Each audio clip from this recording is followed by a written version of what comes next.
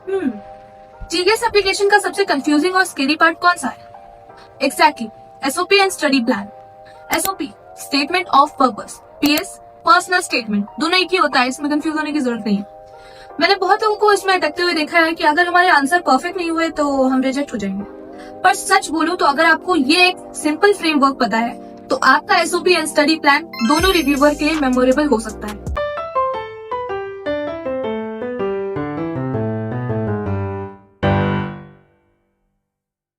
Hi guys, I am Matrika और ये मेरा जर्नी है as an Indian student applying for GKS 2026। मैं इस चैनल पे अपना एक्सपीरियंस और कुछ यूजफुल टिप्स शेयर करती हूँ ताकि आपका एप्लीकेशन इजी हो सके। एक रिक्वेस्ट है, अगर ये वीडियो आपको हेल्पफुल लगे तो लाइक करना मत भूलना। मेरे चैनल को सब्सक्राइब कर लो फॉर मोर जीकेएस कंटेंट और कमेंट में ये बताना कि आपको क्या ज्यादा टफ लगता है, एसओपी लिखना या स्टडी प्लान। मैं पर्सनली सबका रिप्लाई करूंगी। करते हैं एसओपी से। इसका एक ही मेन पर्पस है, आपके बारे में एक क्लियर पिक्चर देना रिव्यूअर को। बहुत लोग ये गलती कर देते हैं कि वो इतना फॉर्मल लिख देते हैं कि एसओपी एकदम लाइफ रह सकता है, और कोई इतना लिख देता है कि अपनी पूरी लाइफ की ऑटोबायोग्राफी डाल देता है। तो बेस्ट स्ट्रक्चर क्या है एसओपी लिखने का?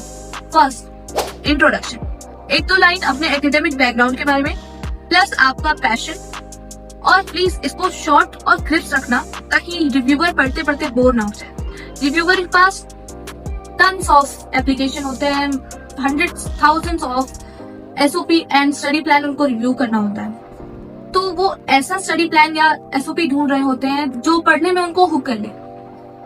आप कोई स्टोरी पढ़ते हो, आप उस स्टोरी को आगे इसलिए पढ़ते हो ना क्योंकि वो स्टोरी स्टार्टिंग में आपको इंटरेस्टिंग लगती है। तो अगर स्टार्ट ही इंटरेस्टिंग नहीं होगा तो इंसान आगे पढ़ेगा भी नहीं।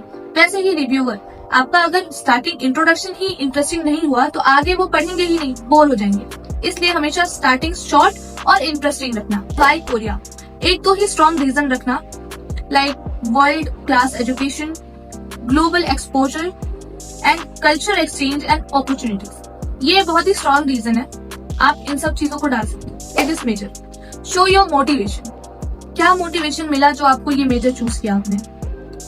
Link with your past experiences and interest, अपने पास्ट में क्या क्या एक्सपीरियंस लिए हैं, क्या क्या आपको इंटरेस्ट रहा है, उससे आपको अपना मेजर लिंक करना है। कहता है फ्यूचर गोल्स, इसमें आपको दिखाना है कि आप कैसे इंडिया और कोरिया दोनों को बेनिफिट दोगे, दोनों को कंट्रीब्यूट करोगे फ्यूचर में। कोरिया आपको ऐसे ही नहीं पढ़ा रहा है, उसको भी आपसे कुछ ना कुछ बेनिफिट चाहिए।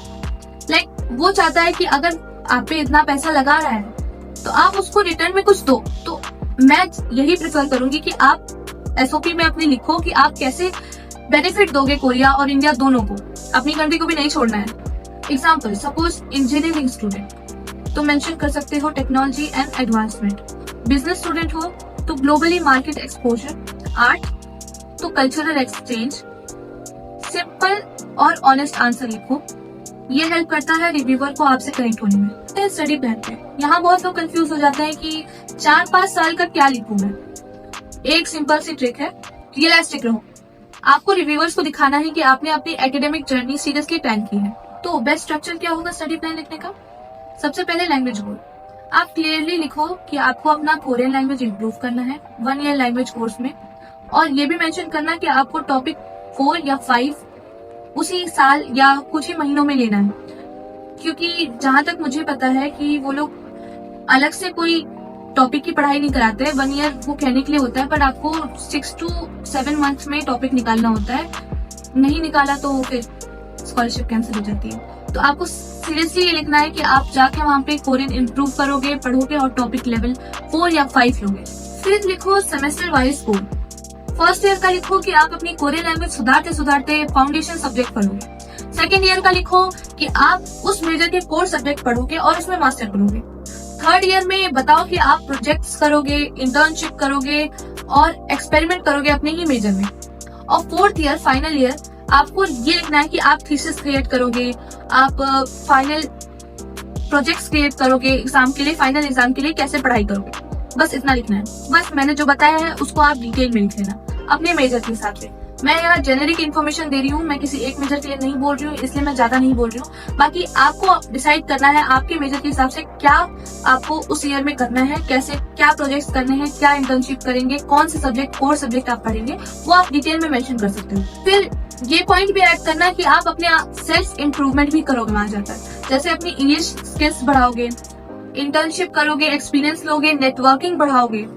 और फ्यूचर गोल्स लिखना बिल्कुल मत भूलना। Future goals is very important. वो उसका लास्ट पॉइंट होता है, जहां तक कि लास्ट पॉइंट होता है। तो फ्यूचर गोल्स प्लीज अच्छे से लिखना कि आप आगे अपने करियर में क्या करना चाहते हो। ये डिग्री खत्म करने के बाद 4 इयर्स या 3 इयर्स की डिग्री होगी आपकी। एसोसिएट की 3 इयर्स की होती है शायद, 4 इयर्स की तो अंडर ग्रेजुएट की होती है। तो आपको बस अपनी डिग्री कंप्लीट करने के बाद आपके क्या फ्यूचर प्लान्स होंगे उसको ऑनेस्टली लिखना। ऐसे एग्जांपल, अगर आपको साइंस, कॉमर्स या ह्यूमैनिटीज पसंद है, कुछ भी पसंद है, तो आप बस अपना सेमेस्टर वाइज गोल लिखो, क्या करना है आपको, क्या फ्यूचर आपके गोल्स होंगे। रिव्यूअर बस यही देखना चाहता है कि आपने अपने मेजर के बारे में, अपने फ्यूचर गोल्स के बारे में सोच के रखा है कि नहीं अच्छे से। भाई जिसको सीरियसली पढ़ाई करनी होती है वो पूरा डिटेल में सोच के रखता है कि मैं ये करूंगा और ये सब्जेक्ट पढ़ूंगा, इसमें मास्टर करूंगा, ये मेरे फ्यूचर गोल्स होंगे। जिसको ऐसे ही अप्लाई कर रहा है या ऐसे ही कुछ सीरियस नहीं है तो वो उसके पास सीरियसली गोल्स नहीं होते हैं।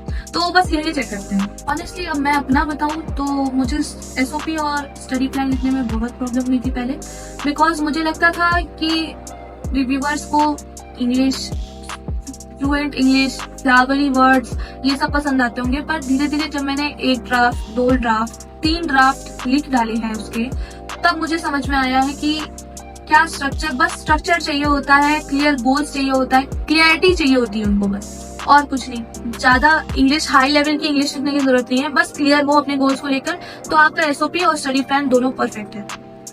अब बारी आती है इंपॉर्टेंट टिप्स की। एक्स्ट्रा, मैं आपको एक्स्ट्रा बता रही हूँ।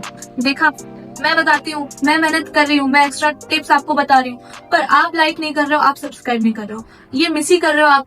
अगर सब्सक्राइब नहीं करोगे मेरे वीडियो को तो आगे मेरी वीडियो जितनी भी एक्स्ट्रा टिप्स, जो भी मैं हर वीडियो में अपनी एक्स्ट्रा टिप्स डालती हूँ, तो अगर आप सब्सक्राइब नहीं करोगे तो मिस ही कर दोगे। क्या बताऊँ अब, चलिए एक्स्ट्रा टिप्स बताती हूँ, बहुत बोल लिया मैंने। तो पहला, प्लीज कहीं से कॉपी पेस्ट मत करना। रिव्यूअर्स समझ जाते हैं, उनके पास hundreds of, at the end वही होता है, उनके पास हंड्रेड्स ऑफ एप्लीकेशन होते हैं, उनको पता होता है कि क्या कॉपी पेस्ट है और क्या बच्चा खुद से लिख रहा है, उनको पता होता है। तो कॉपी पेस्ट मत करना, प्लीज कॉपी पेस्ट मत करना। सेकंड, आपको बहुत लंबी कहानी नहीं लिखनी है, छोटे छोटे पैराग्राफ लिखना, पढ़ने में भी इजी होता है और आपको लिखने में भी इजी होगा। आप कोई ऐसे पढ़ रहे हो, अब वो एकदम 2 पेज 3 पेज का ऐसे है, तो आप थोड़ा सा पढ़ोगे, छोड़ दो, पढ़ने में इंटरेस्ट आएगा नहीं ना, नहीं आता है लोगों को। छोटा लिखोगे, पॉइंट टू पॉइंट एग्जैक्टली क्या बोलना चाहते हो वो लिखोगे, तो रिव्यूअर पूरा पढ़ेगा और आपको समझेगा। तीसरा, प्लीज अपनी पर्सनैलिटी लिखना, रोबोटिक साउंड करने की जरूरत नहीं है। आप जो हो आपको वही लिखना है एसओपी पे। अपनी पर्सनैलिटी लिखो, आप कैसे हो और आपका लाइफ स्टोरी क्या है, स्ट्रगल्स क्या है। ज्यादा स्ट्रगल लिखने की जरूरत नहीं है, पर थोड़ा बहुत लिखना। और चौथा पॉइंट, प्लीज कोई भी स्टेटमेंट लिखना, नेगेटिव मत लिखना, ओवर ड्रामेटिक मत लिखना, हर स्टेटमेंट पॉजिटिव लिखना। अगर आपको अपनी नेगेटिव साइड बतानी भी है, अगर आपको अपनी कमियां बतानी भी है, तो पॉजिटिवली बताओ, कमियां बताओ और फिर उसको मोड़ दो पॉजिटिवली कि लाइक मैं इस चीज में खराब हूँ, पर मैं इसको ऐसे ऐसे सही भी कर रहा हूँ। समझ में आ रहा है मैं क्या बोल रहा हूँ? आ ही रहा होगा, मुझे तो आ रहा है। सो गाइज, ये थी detail video SOP and study plan के ऊपर। आई होप आपको क्लियर हो गया होगा स्ट्रक्चर कैसे लिखना है कैसे नहीं। और अगर ये वीडियो पसंद आई तो प्लीज लाइक करना, सब्सक्राइब करना, ताकि मैं आगे जो भी जीएस के ऊपर गाइड वीडियो बनाऊं आपको तुरंत मिल जाए। बेल आइकन दबा देना, उससे नोटिफिकेशन आ जाती है, नोटिफिकेशन आएगी आपके फोन में, आप तुरंत क्लिक करके देख लोगे, तो बेल आइकन दबा देना। और प्लीज अगर आपको ये इन्फॉर्मेशन वीडियो इंफॉर्मेटिव लगी हो तो अपने दोस्तों को भी शेयर करना, जो इस साल या अगले साल या अगले के अगले साल अप्लाई करने वाले, कभी भी अप्लाई करने वाले, बस अप्लाई करने वाले हैं तो शेयर कर देना, उनकी भी हेल्प करना।